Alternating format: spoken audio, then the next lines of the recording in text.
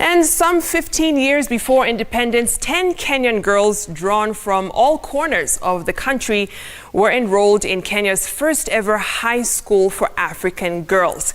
The colonial government at the time started the African Girls High School in 1948 as an experiment to see if African girls were worthy of a high school education. I had the pleasure of meeting one of the pioneer students of what is now Alliance Girls High School. On her Say Tonight, Abigail Kageha recounts her time at the school and how that transformative experience prepared her for the rest of her life. It was 1948 when 10 Kenyan girls would be handpicked by the colonial government to be the first students at the African Girls High School. Until then, African girls would only be eligible for a primary school education, and only a select few were allowed to attend high school at boys' institutions. Girls cannot go to school because they don't measure to the brain of the boys. So we were looked down at and said, no, these girls are not clever enough to go to high school.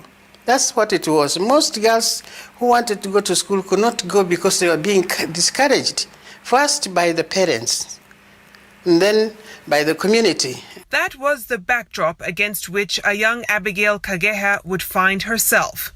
She had the privilege of attending primary school in Kaimosi, where she completed her Standard 8 studies in 1947. She had plans to train as a teacher thereafter, but an unexpected turn of events would change all that. I had a brother who was a teacher at Kaimosi, came with a letter, and he showed me and said, now look at this. We have received this from the Minister of Education. They say the government has agreed to start a government school for African girls, and you are one of them. I was number one on the list. In 1948, the doors of the African Girls High School would welcome the 10 pioneer students as an experiment. The school wasn't much back then. It was an ex-army barrack that was carried from Dagoretti Market, comprising a dining room, dormitory, classroom and store. We entered the place, the 9 of us. Then we were joined by Margaret Kenyatta, the late. She had been going to Alliance Boys High School when she was in Form 2. We were also joined by Joanne Waithaka, the former principal of Alliance Girls High School. She was repeating Form 4 to join Makerere University.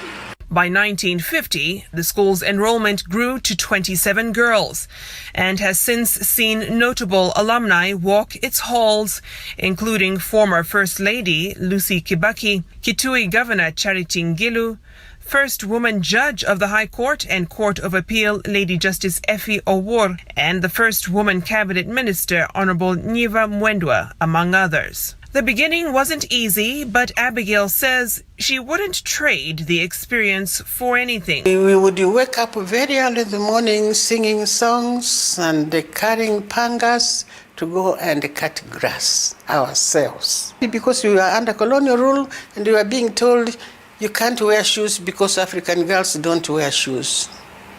You go to school barefooted. You can't have long hair because it is not meant for Africans. And we had to obey everything we were being told because you can't go against it. It's the rule of the school. It's the rule of the Minister of Education. But we were very happy at that school. Abigail would complete her studies at Alliance in 1951 and thereafter go on to teach for 14 years.